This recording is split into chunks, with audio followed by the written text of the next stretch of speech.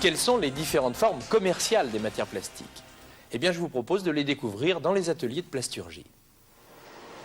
Les matières thermoplastiques se présentent sous forme de poudre, de granulés, de microbilles ou encore de résine liquide.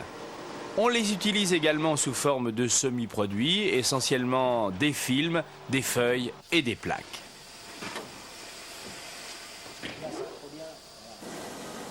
Les matières thermodurcissables se présentent sous forme de poudre ou de pastilles, de résine à mouler ou encore de pâtes appelées compound. Elles sont également employées sous forme de pré-imprégnés.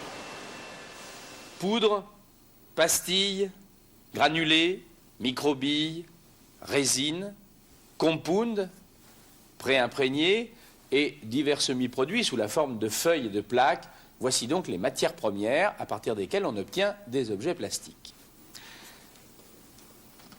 Alors prenons le dictionnaire et intéressons-nous à la définition du mot plastique. Plastique, matière synthétique susceptible d'être moulée ou modelée. Les matières thermoplastiques et thermodurcissables se caractérisent donc par leur malléabilité, leur capacité à prendre des formes. Eh bien, je vous propose maintenant de nous rendre dans un laboratoire et dans des ateliers de plasturgie pour découvrir le comportement à la chaleur et au moulage des thermoplastiques et des thermodurcissables.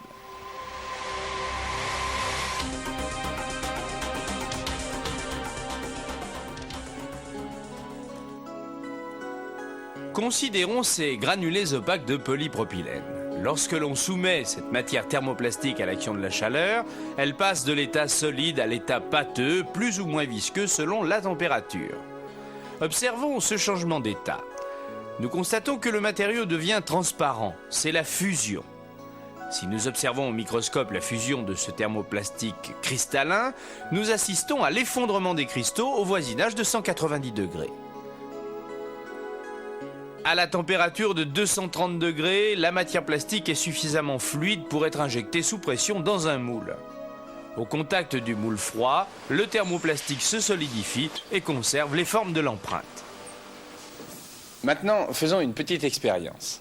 Si j'élève la température de cette pièce moulée grâce à un chalumeau, regardons ce qui se passe.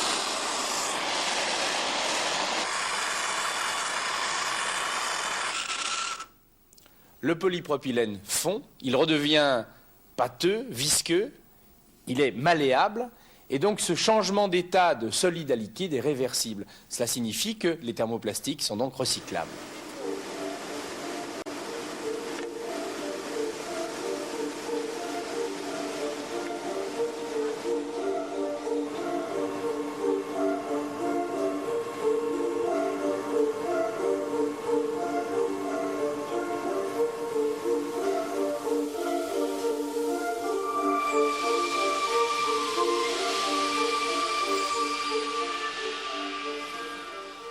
Tous ces exemples sont révélateurs de la malléabilité à chaud des matières thermoplastiques et donc de leur capacité à épouser et à conserver des formes. Eh bien, je vous propose maintenant de nous intéresser au comportement des matières thermodurcissables lors de leur transformation.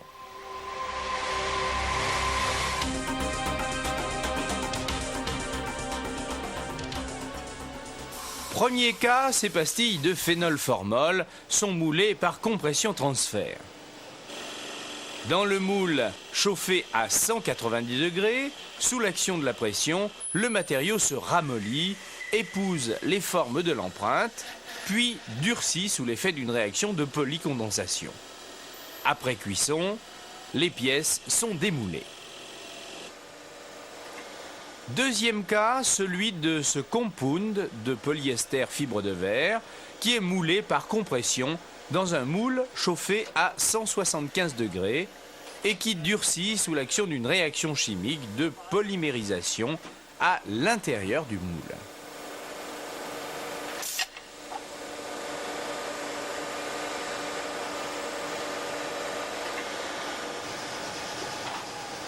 Troisième cas, celui de cette résine de polyester dans laquelle on incorpore un système durcisseur et avec laquelle on moule cette coque de bateau par imprégnation de renfort de verre.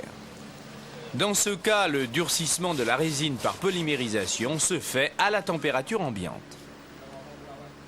Grâce à l'image de synthèse, nous allons maintenant comprendre le principe de durcissement d'une matière thermodurcissable et donc la formation d'un réseau réticulé tridimensionnel. Considérons le cas simple d'une résine de polyester insaturée. Nous avons symbolisé les macromolécules de polyester. Introduisons le système durcisseur qui se compose de molécules de styrène, d'un accélérateur et d'un catalyseur. On assiste alors sous l'action d'une réaction chimique de polymérisation à la liaison des chaînes de polyester par des réticulations de polystyrène. Ces réticulations entraînent l'augmentation de la viscosité du polyester jusqu'à l'état dur. Le polymère solide est caractérisé par ce réseau tridimensionnel de macromolécules reliées les unes aux autres. Les thermodures réticulés ont une structure tridimensionnelle irréversible. Lorsqu'on soumet cette pièce moulée à l'action de la chaleur ou du feu, elle ne revient pas à l'état fondu. Rappelez-vous des thermoplastiques dont le changement d'état est, lui, réversible. En synthèse, les matières thermoplastiques se transforment sous l'action d'agents physiques de type chaleur et pression et se caractérisent par leur recyclabilité sous l'action de la chaleur. Les thermodurcissables, quant à eux, se transforment sous l'action de la chaleur, de la pression et d'agents chimiques. Leur processus de durcissement est irréversible, on ne peut pas refondre un thermodur. Voilà, vous connaissez